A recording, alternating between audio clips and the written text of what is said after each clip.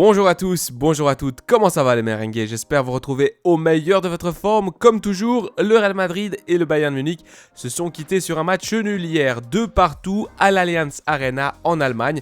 Le Real Madrid qui doit tout faire pour remporter la victoire au match retour au Bernabéu s'il veut se qualifier pour cette finale de Ligue des Champions. Le match, je vais y revenir dans une future vidéo. Le Real Madrid qui a eu ses moments, le Real Madrid qui s'est bien débrouillé à certains moments de la rencontre. Pendant d'autres périodes, c'est le Bayern qui a dominé. 2 excellents buts de chaque côté et 2 buts stupides concédés sur penalty. Je vous laisse avec les déclarations de notre coach Carlo Ancelotti après la rencontre traduite en français. Let's go!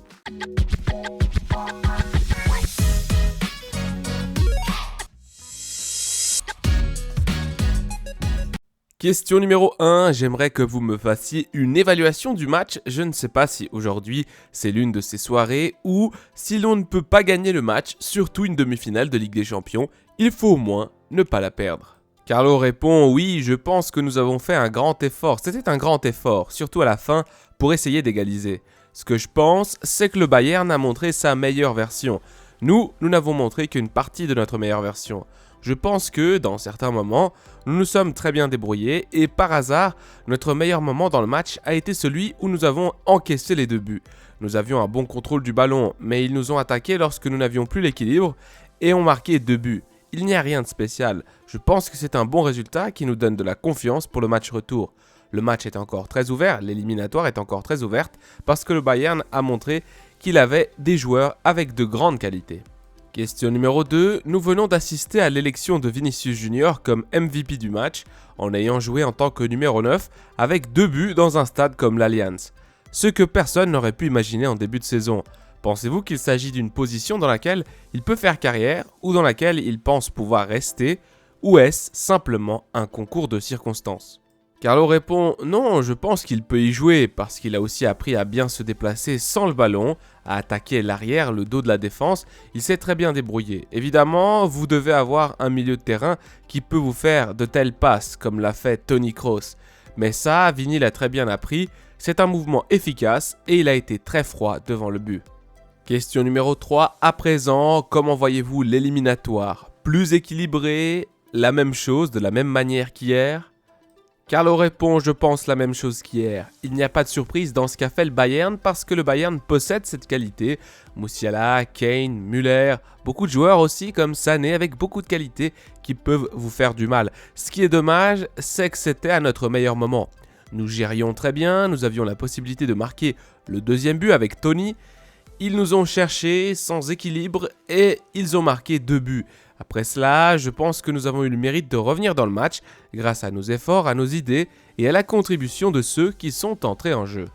Question numéro 4, je voulais que vous analysiez les changements parce que vous avez changé le match avec l'introduction de Brahim et de Modric.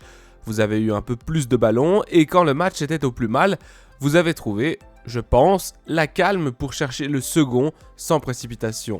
Je ne sais pas si Modric et Brahim ont fait ce que vous vouliez et si c'était ça le plan, de calmer la chaudière du stade du Bayern quand ils étaient à leur meilleur. Carlo Ancelotti répond, le plan était d'essayer de revenir dans le match en mettant des jambes fraîches parce que c'est la seule façon d'expliquer le remplacement de Toni Kroos parce que Toni a réalisé un match spectaculaire. Le changement visait simplement à apporter de la fraîcheur. Luka en a apporté tout comme Camavinga et Brahim. Bellingham avait des crampes et n'en pouvait plus. J'ai donc des ressources sur le banc et j'ai dû en tirer le meilleur parti. Question numéro 5. Je ne sais pas si vous pensez avoir une équipe qui a 1000 visages, qui est capable de faire preuve de caractère pour revenir en fin de match, quand elle était bien battue, qui au début peut attendre et voir que ce n'est peut-être pas le bon moment d'attaquer, et qui soudain fait une deuxième mi-temps où elle aurait pu gagner le match avec l'occasion de Kroos au début. Avez-vous déjà eu une équipe aussi caméléon que celle-ci, capable de faire à peu près n'importe quoi?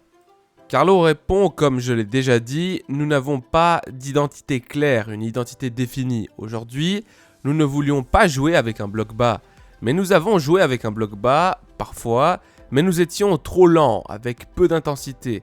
En première mi-temps, même si nous avons marqué en contre, je n'ai pas aimé cela, car lorsque vous devez défendre, vous devez le faire avec plus d'intensité, comme nous l'avons fait pendant les 120 minutes contre Manchester City. Aujourd'hui, nous avons été trop mous et la dynamique ensuite a changé. Question numéro 6. Croyez-vous pouvoir retrouver la meilleure version de Jude Bellingham qui semble avoir un peu décliné ces derniers mois par rapport au Bellingham que nous connaissions au début? Carlo répond: oui, je pense qu'il va revenir à son meilleur niveau. Je pense qu'il a eu cette blessure qui l'a beaucoup affecté. Aujourd'hui, il n'a pas donné le meilleur de lui-même, mais il va revenir très vite. Pour mercredi, je pense, il sera à 100%.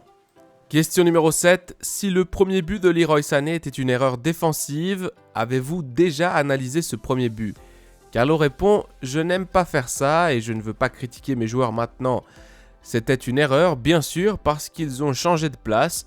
Il a fait cette passe et Sané a réalisé une très belle frappe. Question numéro 8. J'aimerais que vous analysiez le match de Toni Kroos, car pendant de longues périodes, surtout en première mi-temps, il a semblé être le seul joueur de l'équipe à être capable, à avoir la solution dans le match de votre côté. Carlo répond: il est tout à fait normal qu'il soit l'un des rares à avoir la meilleure solution. C'est l'un des meilleurs milieux de terrain qui possède ce genre de caractéristiques.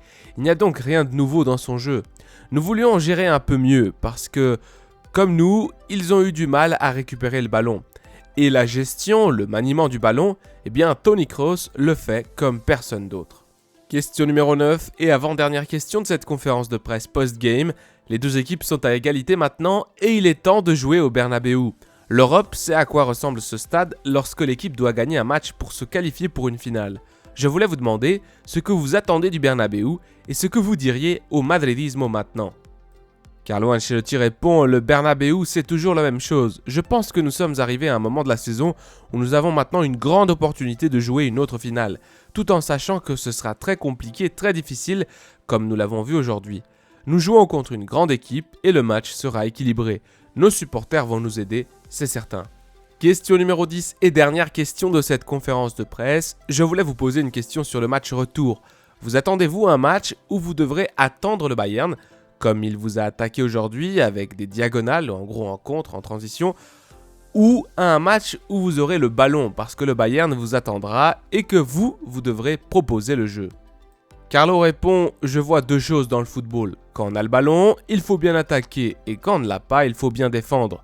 C'est ce que nous allons essayer de faire, car nous ne pouvons pas penser à avoir le ballon pendant les 90 minutes. Tout comme nous ne pouvons pas penser à défendre pendant les 90 minutes. Il y a des moments comme aujourd'hui, oui. Je le répète, nous n'avons pas vu la meilleure version de Madrid aujourd'hui. J'espère que nous la verrons mercredi prochain. Mes amis merengues, cette vidéo touche à sa fin. Comme d'habitude, j'aimerais vous remercier pour tout le soutien, pour les pouces bleus, pour les likes. Le Real Madrid qui a fait 2-2, égalité à l'Allianz Arena, ce n'est pas un mauvais résultat en termes de jeu. C'est vrai qu'au début de rencontre, c'était compliqué pour les hommes de Carlo Ancelotti. On aurait pu prendre 2-3 buts très rapidement. Ensuite, il y a eu des moments plus pour le Real, des moments plutôt en faveur des Bavarois, 2 pénaltys un peu stupides, 2 excellents buts. Enfin, je vais revenir sur cette rencontre en fin de journée. Le Real Madrid donc qui doit tout faire au Bernabéu pour remporter le match et donc se qualifier pour la finale.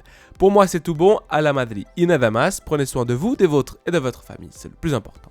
Allez,